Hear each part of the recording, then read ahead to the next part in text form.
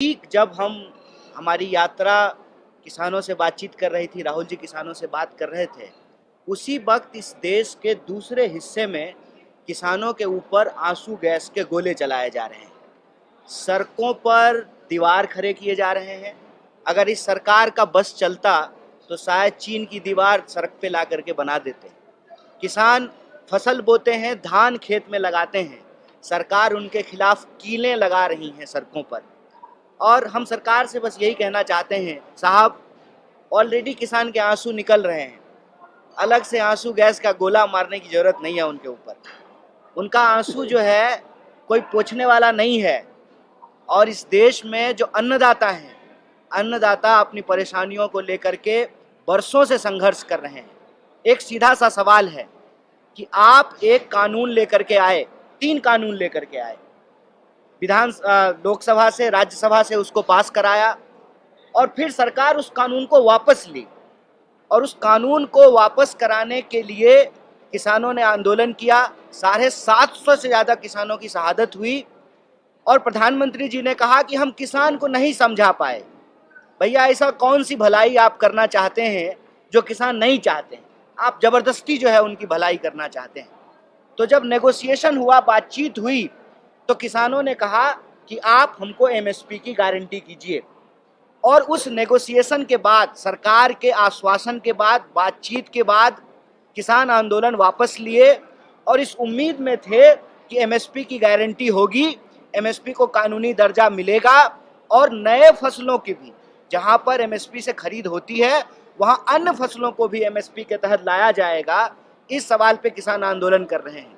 देखिए, मजेदार बात यह है कि सब कुछ बताया जा रहा है, किसान उग्र हैं, किसान आंदोलन के लिए सड़क पे आ रहे हैं, किसान तैयारियां कर रहे हैं, सरकार जो है दीवार खड़ा कर रही है, कील बिछा रही है, आंसू गैस के गोले मार रही है। मुद्दा नहीं बताया जा रहा है कि आखिर किसान अपनी खेती बाड़ी छोड़ करके इस वक्त जब यह सरकार जाने वाली है, ये किसान क्यों आ रहे हैं सड़क पे? क्योंकि उनसे वादा खिलाफी किया गया है, उनको झूठ बोला गया है। जो वादा सरकार ने किया उसको पूरा नहीं किया है। वादा क्या था कि एमएसपी को कानूनी दर्जा दिया जाएगा और फसल की खरीद की गारंटी होगी। ये एक बात जो है वो देश की जनता को नहीं बताया जा रहा है। इसीलिए आपके माध्यम से भारत जोड़ो न्याय यात्रा के जो 5 न्याय हैं, युवा का न्याय, हिस्सेदारी का न्याय, नारी का न्याय, किसान का न्याय और श्रमिकों का न्याय, उसमें एक प्रमुख है किसान का न्याय। हम किसान की इस मांग के साथ खड़े हैं और आपको ये बताना चाहते हैं कि अगर इस देश में 14.5 लाख करोड़, याद रखिएगा, 14.5 लाख करोड़ चंदादाताओं का कर्जा माफ किया जा सकता है तो अन्नदाताओं का भी कर्जा माफ करना पड़ेगा। अगर आप बड़े धन्ना सेठों को, अपने मित्रों का कर्जा माफ कर सकते हैं तो आपको किसान पुत्रों का भी कर्जा माफ करना पड़ेगा, क्योंकि अन्नदाताओं के बिना कोई देश नहीं चलता है। अगर आप कह रहे हैं कि जीडीपी बढ़ रही है, इकॉनमी बढ़ रही है, तो उसका एक हिस्सेदारी आपको इस देश के किसानों को भी देना पड़ेगा। क्योंकि ये सबसे बड़ी विडंबना है कि आज किसान का बच्चा किसान नहीं बनना चाहता है। इसलिए नहीं बनना चाहता है कि किसानों को अपनी ही काम के चलते, अपने ही पैसे के चलते, मजबूरी में, कर्ज के दबाव में, अपनी ही खेत में, अपने ही पेड़ पे जो है लटक करके फांसी देनी पड़ती है। और आपको सुनकर के आश्चर्य होगा कि 1 घंटे में 2 किसान आत्महत्या करते हैं देश के किसी न किसी कोने में। इसीलिए आप सबके माध्यम से भारत जोड़ो न्याय यात्रा किसान न्याय के पक्ष में खड़ी है और यह सरकार जो दमनात्मक कार्रवाई कर रही है किसानों के साथ, ये अच्छा नहीं है। अगर आप किसानों का आंसू नहीं पोंछ सकते हैं तो उनके ऊपर आप जो है आंसू गैस के गोले छोड़ना बंद कीजिए, क्योंकि अगर वो आपका आंसू निकालने लगे ना, फिर आपका आंसू आपका दोस्त नहीं पोंछ पाएगा। पिछले कुछ सालों में इस देश में जो भी स्वतः स्फूर्त आंदोलन हुए बिना किसी पार्टी का, उस आंदोलन से निकले हुए लोग आज राहुल गांधी जी के साथ चल रहे हैं। उनके नेतृत्व में जो है वो इस देश को बचाने की लड़ाई लड़ रहे हैं। और हम लोग बार बार कहते हैं कि इस देश में आज की तारीख में एक विचारधारात्मक लड़ाई है। एक तरफ बेचने वाले लोग हैं, दूसरे तरफ बचाने वाले लोगों को इकट्ठा होना पड़ेगा। बचाना क्या है? देश की संस्कृति, इतिहास, संविधान, इसके जो मूल्य हैं लोकतांत्रिक, इसकी रक्षा करनी है। सबका देश है और सबके लिए हमको सोचना पड़ेगा देश के नाम पे दोस्तों की जो राजनीति हो रही है ना, दो चार दोस्तों की, उससे क्या है कि सत्ता का भी केंद्रीकरण हो रहा है, धन का भी केंद्रीकरण हो रहा है, और इस गलत नीति के चलते ही बेरोजगारी बढ़ रही है।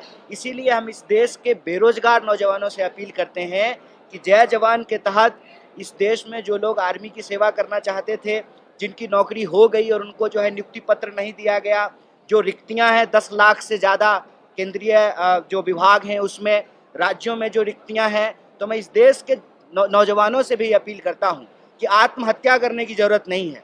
1 घंटे में 2 नौजवान भी आत्महत्या कर रहे हैं किसान की तरह, तो आत्महत्या करने की ज़रूरत नहीं है। भूख से और बेकारी से तड़प कर मरने की ज़रूरत नहीं है। अगर मरना ही है तो अपने हक और अधिकार के लिए संघर्ष करके जो है अपनी जो है बलिदान देना है। तो युवा जुड़ रहे हैं, भारी संख्या में जुड़ रहे हैं, और ये तथ्य के आधार पर मैं आपको कह रहा हूँ कि युवाओं के किसी भी प्रोटेस्ट को जानबूझ करके जो है नहीं दिखाया जाता है। आप सब लोगों ने कहीं ना कहीं से देख लिया होगा, भारी संख्या में लद्दाख के नौजवान जो है अपने हक और अधिकार के लिए सड़कों पे आए। भारी संख्या में बिहार और उत्तर प्रदेश में रेलवे भर्ती की तैयारी करने वाले नौजवान सड़कों पे आए। अग्निवीर अग्निपथ योजना जब लाई गई उस वक्त भारी संख्या में नौजवान जो है सड़कों पे आए। और आप मध्य प्रदेश, आपका पड़ोसी राज्य है, उसकी बात करें, पटवारी घोटाला जब हुआ तो भारी संख्या में जो है नौजवान सड़कों पे आए।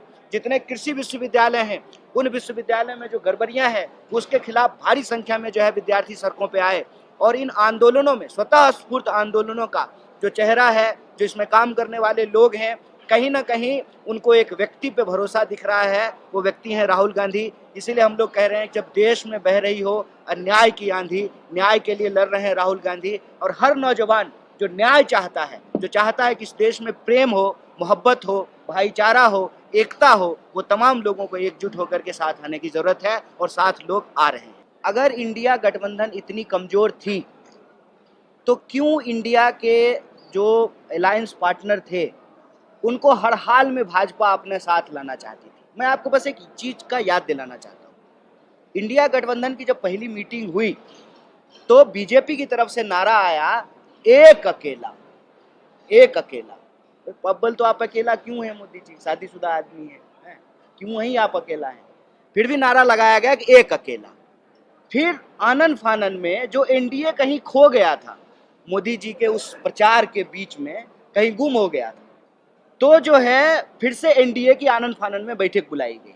और आप 28 पार्टी कह रहे हैं, 28 पार्टी से ज्यादा पार्टियों को जो है आमंत्रित किया गया एनडीए की बैठक में, और उससे मन नहीं भरा। इंडी अलायंस बोलते रहे, अटैक करते रहे, इंडिया बात पे बोलते रहे, और कोशिश करते रहे कि कैसे कांग्रेस के नेताओं को और इंडिया गठबंधन की दूसरी पार्टियों को अपने साथ लाया जाए। मैं मानता हूं कि अगर ये इतने मजबूत हैं तो इनको ये सब करने की क्या जरूरत है? इसका मतलब ये मजबूत नहीं है।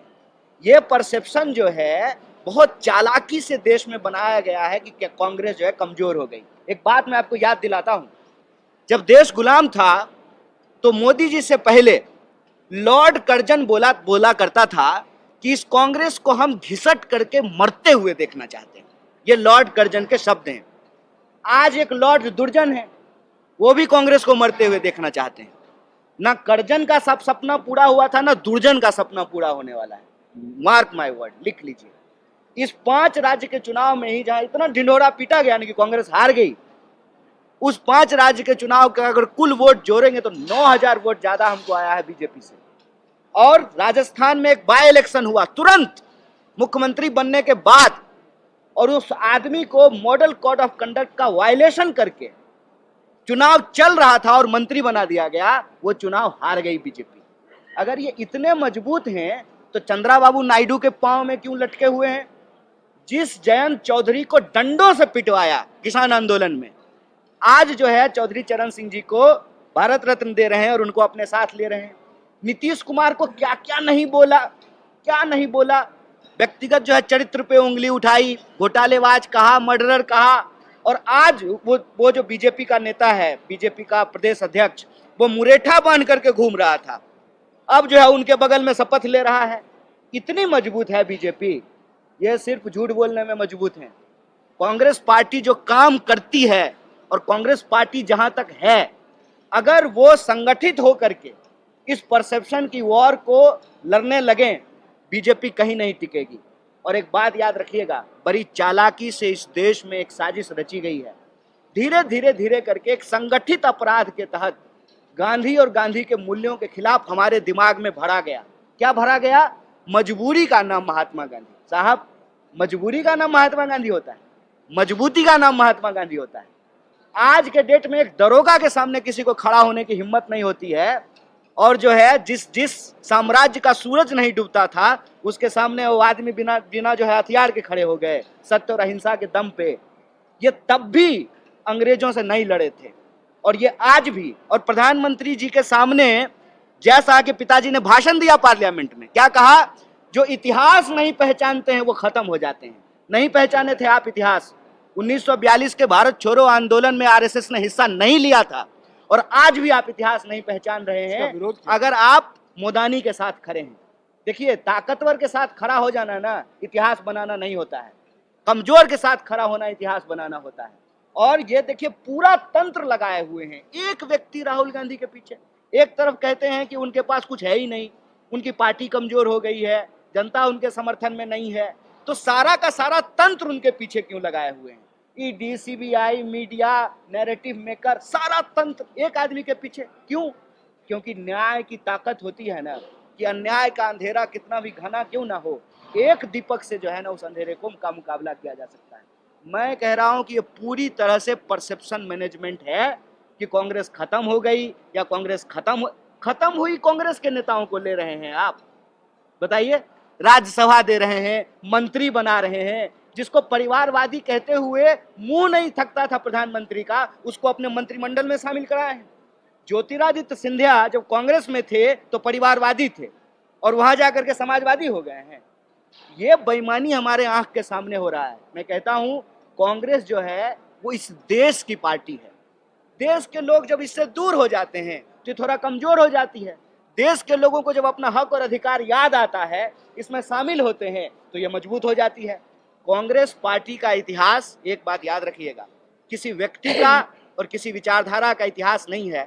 इस देश के आधुनिक इतिहास के साथ कांग्रेस का इतिहास कदम से कदम मिला के चलता है।